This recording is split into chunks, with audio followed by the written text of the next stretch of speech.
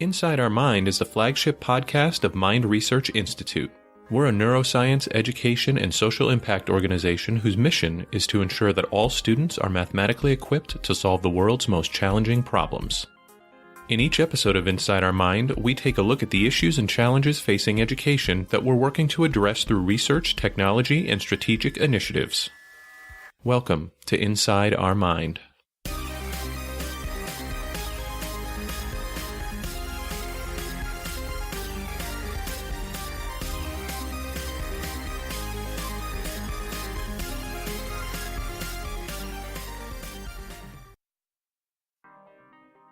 Welcome once again to the Inside Our Mind podcast. I'm Brian LeTendre, the content manager for the engagement team here at Mind, and I want to thank everyone who's been listening to and giving feedback on the show so far.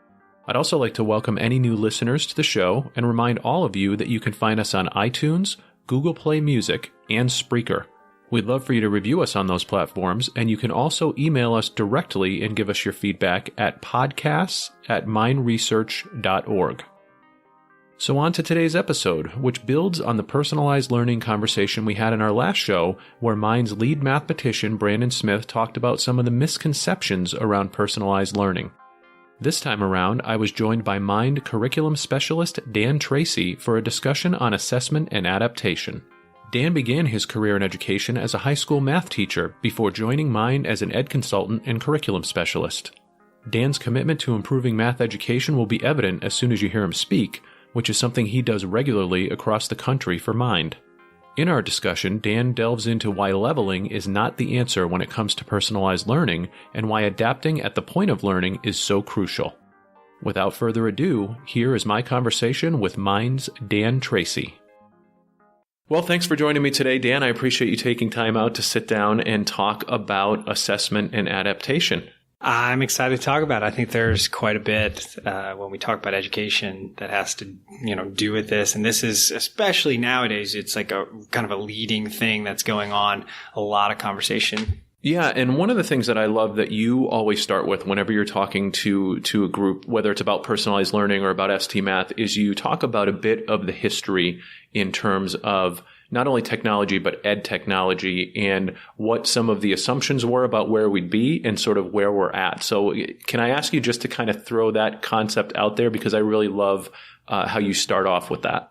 Yeah, well, I mean, as we start with that, at Mind Research, we get to have a layer of honesty just because of our status as a nonprofit and, the fact that we're a research institute. And so, whenever I'm having these conversations, I think it's really important. And I kind of lead by showing this picture of a exponential curve of the technology growth over time. And I kind of paint this picture of, hey, look, technology has had an incredible impact on the world, on safety, on health, on efficiencies and productivity.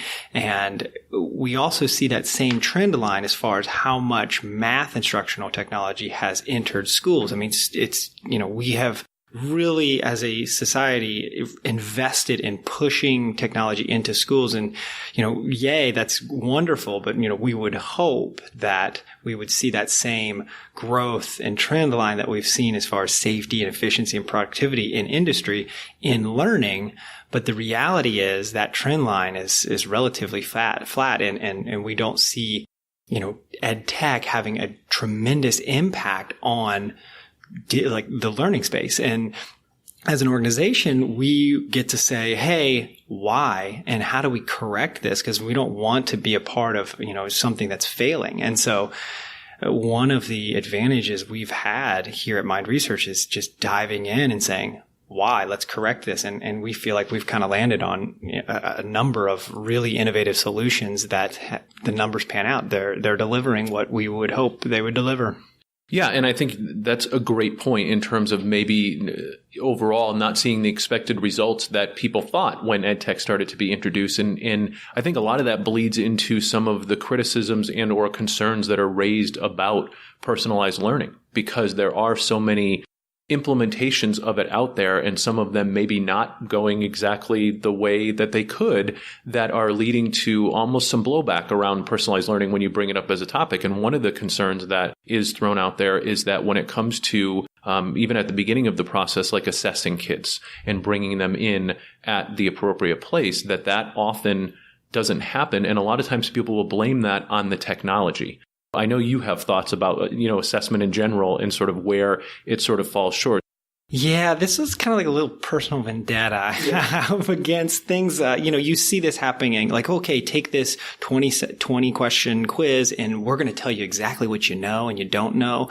And there's there's a lot of assumptions that are made there. When we look at, if you get your personality test, you have to take this exhausting 250 question quiz. And I don't know exactly the thoughts behind that, but part of my thought is like they do that because they wear you down. And so you just start answering truthfully. Right. You start getting real. Yeah. It's like the real world. And then they figure you out after 250 questions. And we want to figure out what a student knows mathematically and their conceptual understanding of math in 25 questions. And we're going to level them and put them exactly where I just find that just really disingenuous. And to claim that is crazy. It doesn't seem like it's going to deliver where we would want. And so, for me, I really question that. And then there's a lot of questions that you kind of can ask from that. Like, are the students, did they really work really hard? Because I know there's, as a former instructor, I can tell you when you place a quiz in front of a student that is meant to level them, you don't want to grade it because you want them to kind of answer properly and not stress about it.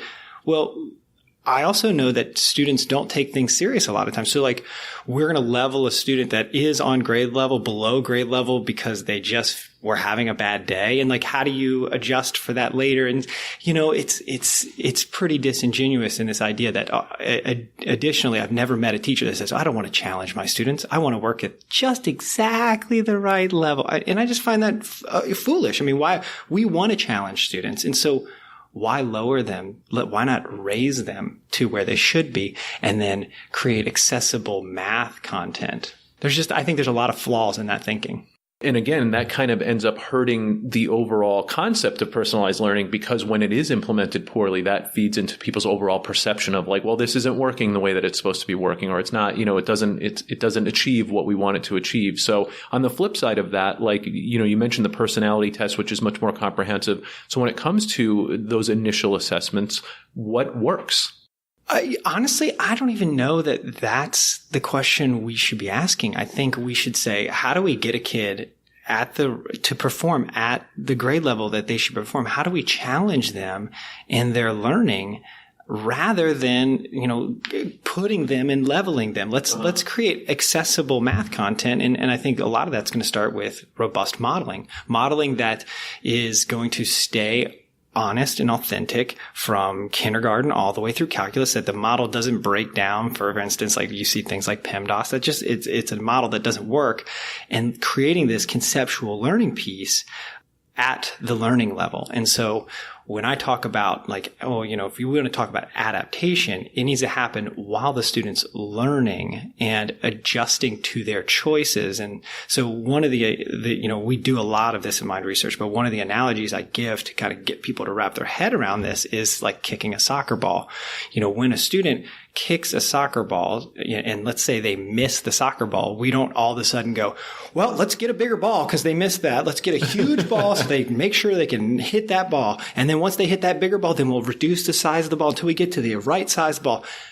No, we don't do that. They missed the soccer ball. We say, okay, so what actions did you take that made you miss it? Did your plant foot go too far out to the left, or was it too far into the right? We look at their actions they took when they went to kick the soccer ball and say, how do we adjust those actions? And so when we talk about learning, we should say, okay, what happened that made you miss this? What were your thoughts? What choices did you make? What predictions did you make? And go from there and start to ask those questions. That's learning adaptation, not, let's level the students. We're missing the target there. I think that's a great segue into sort of the next piece of the discussion around adaptation and around, when people think of personalized learning and sort of tailoring the curriculum to the individual needs of the child. When you talk about true adaptation, that is different than what some people think of in terms of personalization of sort of curriculum. So can you kind of dive into that a little bit? Yeah. I mean, when we talk about adapting, we should be talking about adapting inside of the student choices. So a student makes a choice, and what are the things that made them make that choice? And how do we demonstrate that choice? So let's go back to the soccer ball. When a student finally kicks that soccer ball that is exactly the right size, and because we didn't adjust that size, we adjusted their actions to let them kick that soccer ball. So once they've kicked that soccer ball, they made a prediction. If I kick it this way, it'll go in the goal. If it doesn't go in the goal, they immediately see that. They actually see the consequence of their action.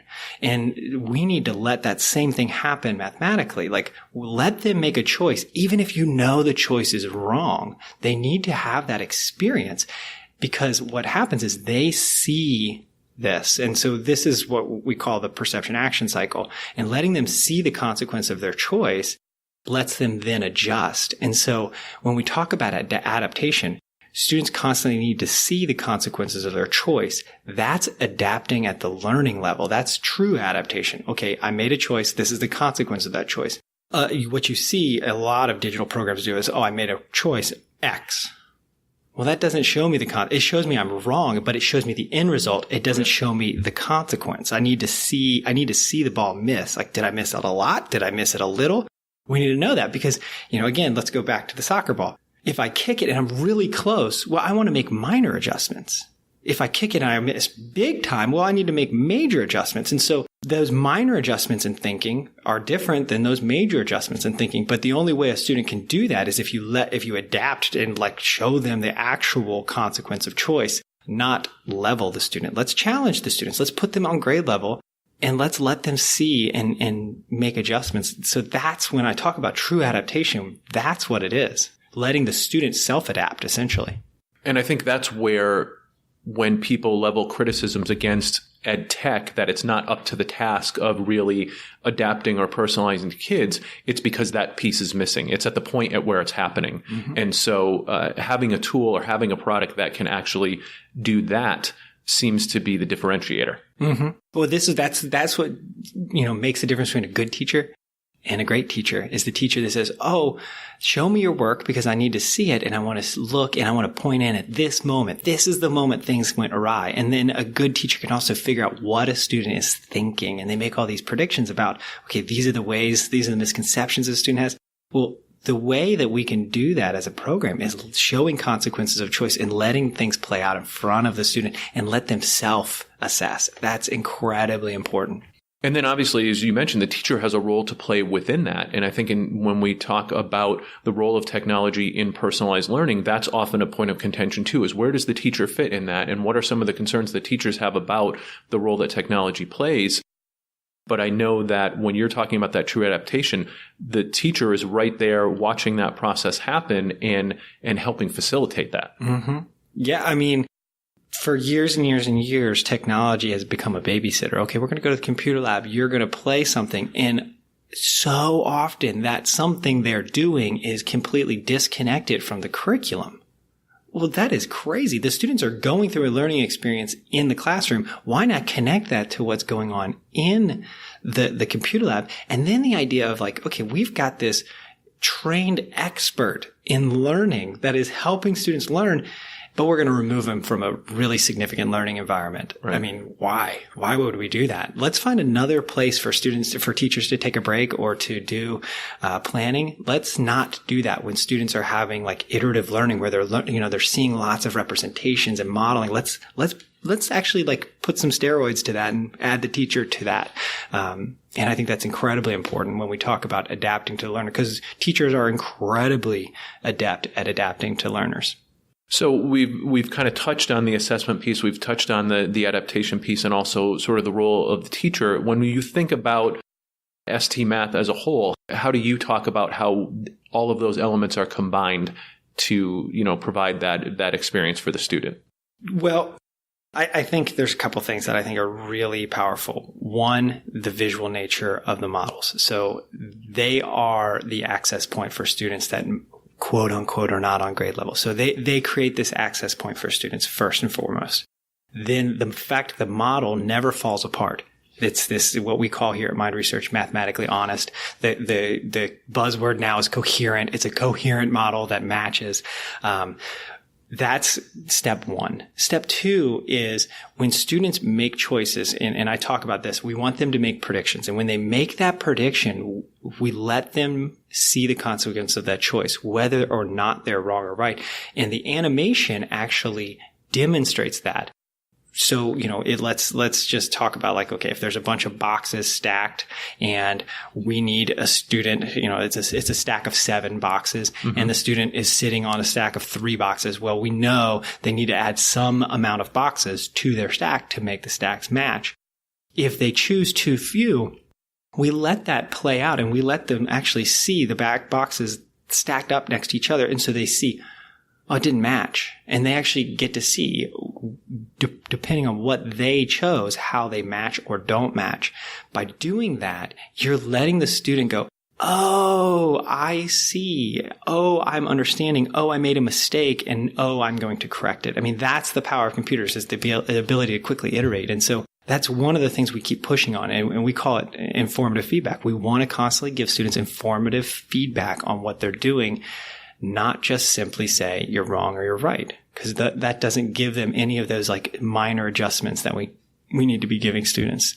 And you talked about that oh moment. Yeah, I remember you mentioning that in another conversation that we were having, where there's sort of 2 types of those moments. There's there's the disappointment moment, and then there is the sort of epiphany moment, and those are the ones that you want to push and you want to try and capture. Yeah. Well, I always tell teachers there's 2 O's in education. There's O and O, and every time I'll say that, teacher go, oh yeah, you're totally right. And one of them is the learning O. So the first is the learning O, and I always say that is when a student is analyzing the choice that they made versus the prediction that they, like the consequence of the choice and versus the prediction. And so they get to see, oh, they matched, or oh, they didn't match. And oh, I have a better idea.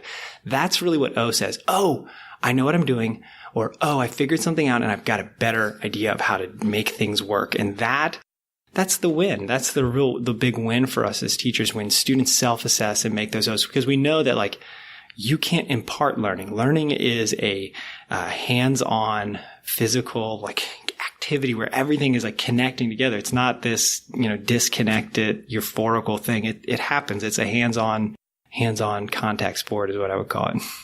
Yeah, and so as we kind of head down the home stretch of relating to personalized learning and how teachers approach that in their classroom and administrators approach that in their schools, a lot of it is about finding that balance between technology and teacher and how those two interact. And that's where, we feel like we have struck that balance really well with ST Math. Yeah, I haven't seen a whole lot of technology that calls and beckons the teacher to be a part of it. And I think that's one of the I always call it secret sauces of ST Math, is teachers get to see models maybe that they've never seen before. We're begging them, hey, if you see a model like that, steal it, use it in your classroom.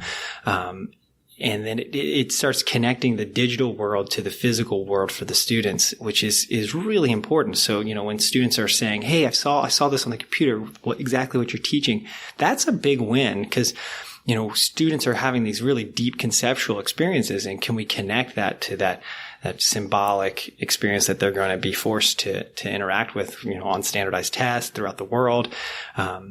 I feel like there's a great balance. I mean, we're constantly iterating and trying to do better at Mind Research, but we think we're onto something for sure. I think so too, and I really appreciate you taking time to sit down with me and talk about this today. I've heard you talk about it plenty, on my end, but I think people will really enjoy kind of listening to your take on this as well. So I appreciate your time. I know we'll be sitting down again in the future to talk about more topics on the podcast. So thanks again. Thank you for listening to the Inside Our Mind podcast. You can learn more about Mind and find the show notes for this episode at mindresearch.org. You can also follow us on Twitter at mind_research and on Facebook at ggmath. If you'd like to learn more about our visual instructional program, ST Math, visit stmath.com.